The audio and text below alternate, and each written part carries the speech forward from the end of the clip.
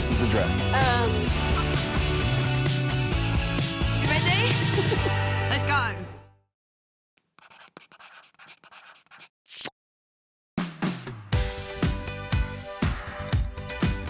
Today's feel-good food is a watermelon and feta salad. It's super nutritious and healthy because we're also going to put in some pumpkin seeds. Lovely. Okay, but to start with, the watermelon, I don't think enough sort of salads base themselves around fruit, but this one does. So we're just going to quarter it, and then you're going to do exactly the same to your half as mine. Quarter it again.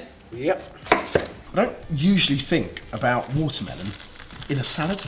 No, I think so many people sort of forget that fruit can be an amazing base for salad, whether it's sort of grilled peaches or things like that. They're brilliant ingredients to go in salads. And look at this, about 6 ingredients. This is probably one of the simplest dishes we will do on Feel Good Food. Remember that.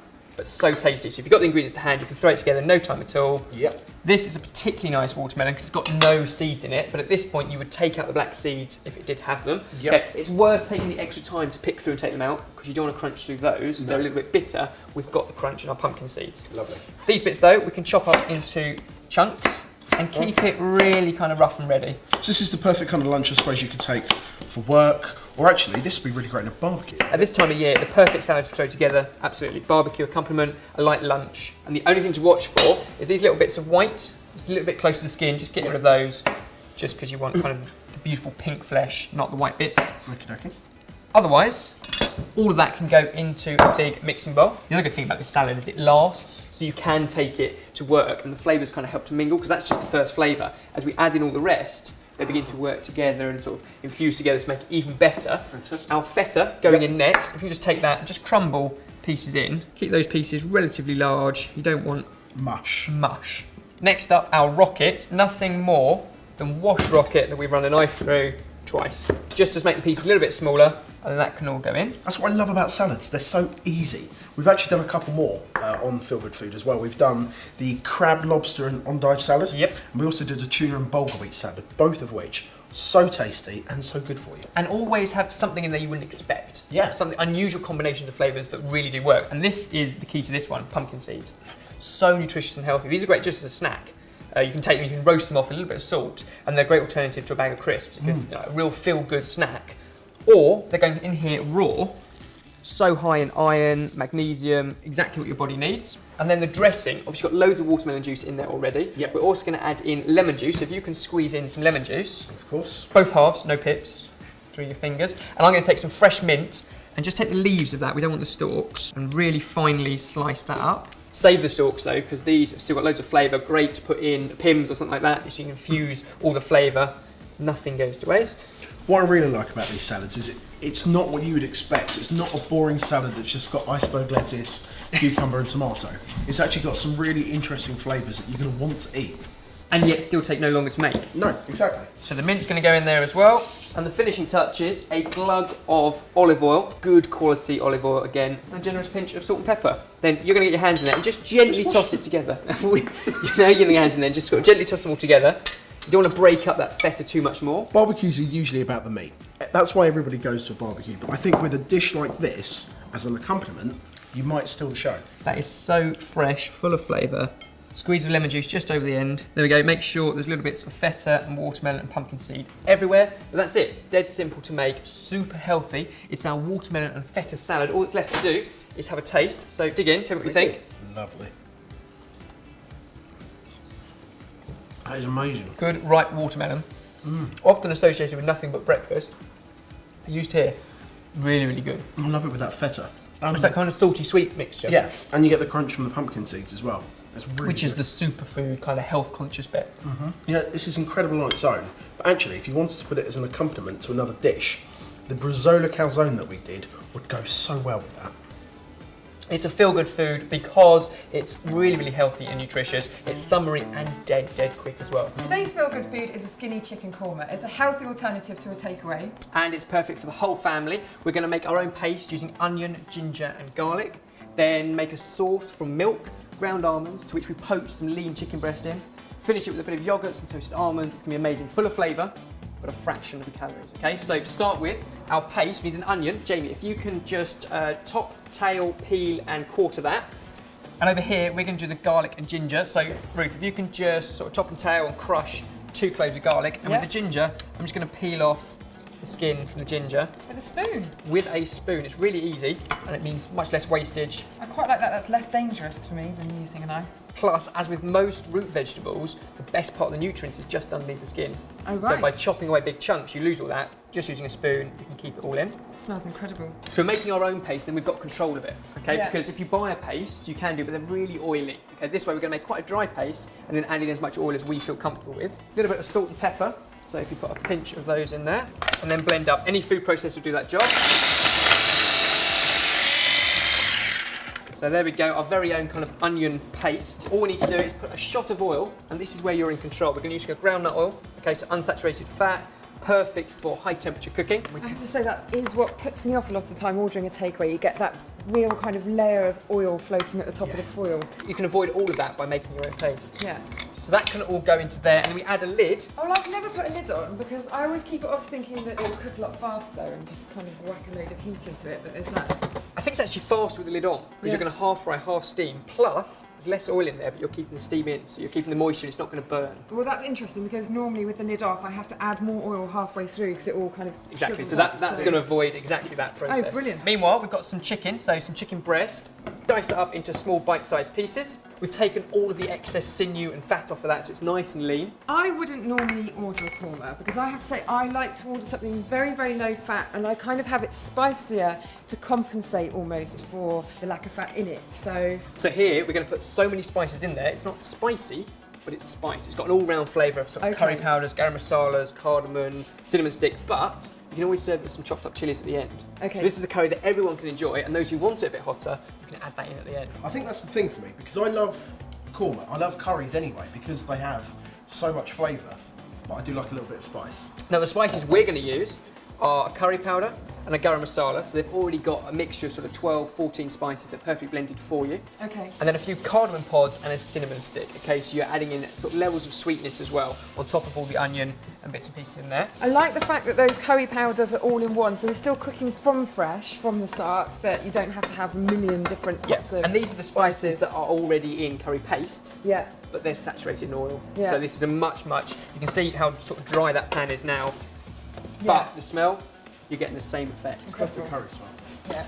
To give those spices a bit of a toast, and then we can add in the liquid, which is skimmed milk. So traditionally it might be cooked with cream and stock. This is skimmed milk, so it's again taking out more of that fat.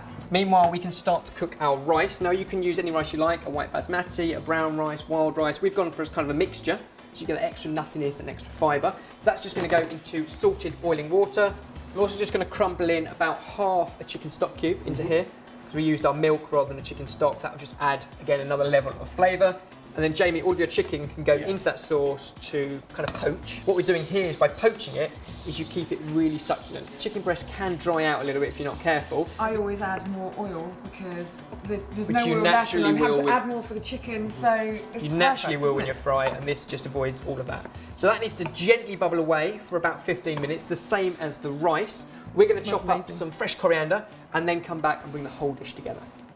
So Jay, if you can just drain off our rice, we're going to add in our yogurt. So this is the final touch. It's fat-free, but it adds a kind of silky richness to the dish. So if you Okay. can stir that through, Yeah. and as with any chicken korma, some ground almonds. Okay, so that's going to go in there, adds a fantastic texture, flavour, sweetness, and we're only putting a little bit in there because we've got enough sweetness come out of our sweated onions and all the other bits and pieces going on. So we're cutting back. Wow. Smelling good. Yeah. If you grab our bowl out of the oven, which is just warming through, plenty of our rice into the dish. There we go. And then the curry itself. And even though we've taken out all that fat, look at the creaminess, the colour on that. Nice. Absolutely beautiful. And the chicken, succulent as anything. And the final finishing touch is some more toasted almonds. That's texture, and some coriander as well on top of that. The only thing left to do is to taste it. So dig in. Calm down. Straight in for some chicken. Definitely. Lots of nodding. Is that a good thing? I took a massive bit of chicken. That's lovely. You're right, there's so many different levels of flavour. It keeps it really interesting. I'll tell you what, the only thing missing from that is all that greasy oil. You know, When you say the only thing missing, That you have to what I mean. ladle off. Exactly, you've got all the flavour there, Yeah. but you're missing that greasy oil. It's brilliant. I like the fact that it's not too rich. I sometimes find with cream dishes, it's very, very heavy and I can't eat very much of it. This feels really kind of fresh and light, so that's perfect for me. Really beautiful. You can't have curry without rice. So this is brilliantly feel good, really, isn't it? Because it's healthy takeaway alternative. All the same flavours but reduced in fat. So we're using fat-free yogurt, we're poaching the chicken, skim milk, it's all the flavour and a lot less fat.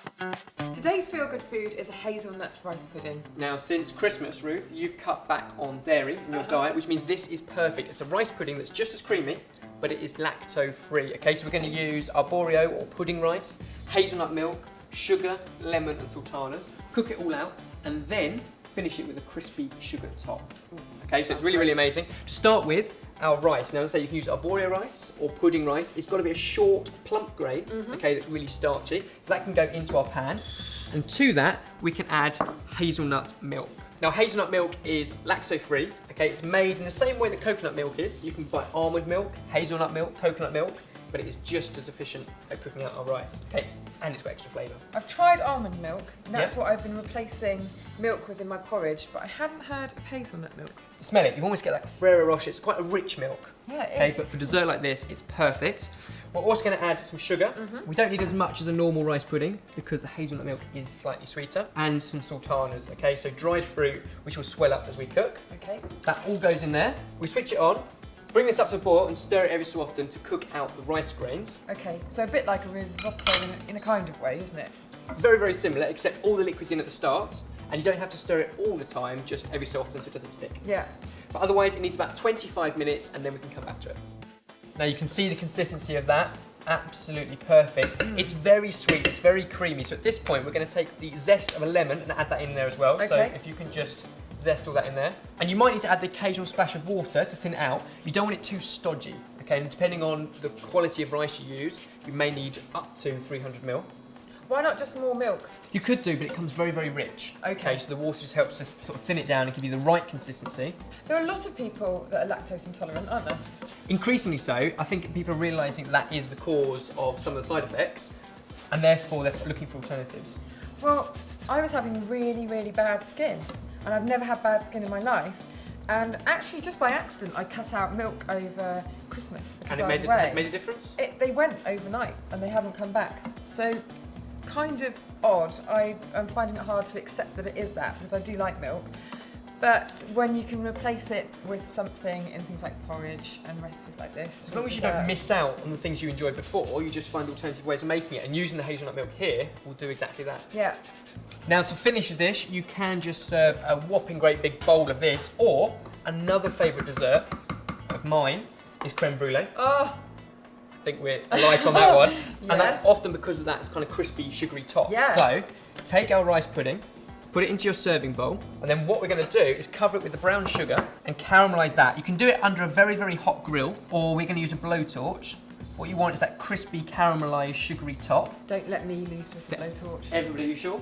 Yeah. So if you've got a blowtorch, use it. If not, under a very hot grill is absolutely fine. Oh, that is sexy.